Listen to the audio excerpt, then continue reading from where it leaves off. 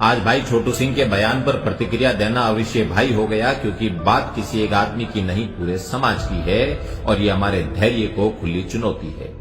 हमें छोटू सिंह जी से कोई आपत्ति नहीं बल्कि गर्व है कि मारवाड़ की मिट्टी से उठकर आज एक अंतर्राष्ट्रीय भजन गायक है, और ना ही हमें रावणा राजपूत समाज से कोई रंजिश है। हमारी नजर में वो आज भी हमारे परिवार का हिस्सा है। लेकिन जिस तरह उन्होंने राजपूत समाज को निशाना बनाकर आपत्तिजनक प्रतिक्रिया दी, वो कतई स्वीकार्य नहीं है। आपकी किसी से व्यक्तिगत रंजिश हो सकती है, किसी से व्यक्तिगत कुंठा हो सकती है, लेकिन उसकी आड़ में पूरे समाज का अपमान करना इस समझदार व्यक्ति को शोभा नहीं देता और इससे हमें घोर आपत्ति है। उन्होंने कहा कि राजपूत समाज आज अकेला है, कोई और समाज उनके साथ नहीं खड़ा। राजपूतों ने 36 कौम का अपमान किया है और आज वो सभी समाज राजपूतों से नफरत करते हैं, उनके खिलाफ है। तो उनको बताता चलो कि चांदा और डामा भील अपनी जान हथेली में रखकर बाबूजी राठौड़ के साथ अपनी मर्जी से लड़े थे। किसी ने जबरदस्ती उनको लड़ने के लिए नहीं कहा था। गाड़िया लुवारों के चित्तौड़ राजवंश से भावनात्मक संबंध किसी के थोपने से नहीं बने थे। हल्दी घाटी में प्रताप के साथ कंधे से कंधा मिलाकर लड़ने वाले भील किसी के धमकाने से नहीं आए थे। राणा सांगा के साथ लड़ने के लिए हरिदास चारण को किसी ने मजबूर नहीं किया था।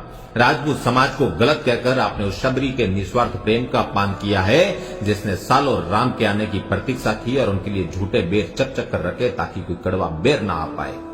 आपने उस मेघवाल समाज का भी अपमान किया है, जिनकी रूणीचा के धनी रामदेव जी तंवर में भगवान से भी अधिक आस्था है, क्योंकि रामदेव जी ने जीवन भर मेघवाल समाज के उत्थान का प्रयास किया। आपने गोदारा जाट समाज का भी अपमान किया, जो सालों से बीकानेर के राजाओं को अपने हाथों से सस्नेह पगड़ी पहनाकर राज दस्तूर करते आए हैं। अगर राजपूतों ने दूसरे समाज का अनादर किया होता तो त्याग की पर्याय मां पन्ना दाई स्वामी भक्ति के लिए चंदन का बलिदान नहीं देती। अगर ऐसा होता तो रायका रबारी समुदाय के लोग बाबूजी को अपना आराध्य नहीं कहते।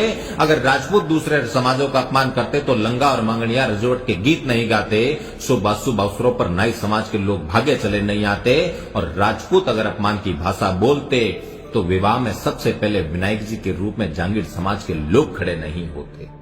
हमारे पुरखों ने सभी समाजों के साथ तालमेल बिठाया, सभी को सम्मान दिया और जीवन के हर अवसर पर साथ में कदम ताल की। गांव गली में बैठे कुमार, दर्जी, जोगी या किसी भी समुदाय के बड़े बुजुर्ग से पूछिए कि उनके ठाकुरों के साथ रिश्ते कैसे रहे हैं। वो सामंजस्य और अपनत्व की परंपरा आज भी जिंदा है।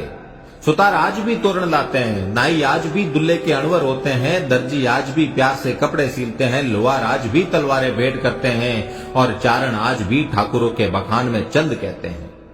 कभी राजपुताना की हवाओं की गति सुनना, उसमें धूसो, कटारी अमर सिंगरी और दुर्गो आस्करंडो जैसे ओज के स्वर सुनाई देंगे, जो लोक गायकों ने प्यार से ठाकुरों के लिए गाए हैं। क्षत्रिय चाहे जैसे हालात में रहा हो, उसने सदैव 36 कौम को साथ लेकर चलने की कोशिश की है।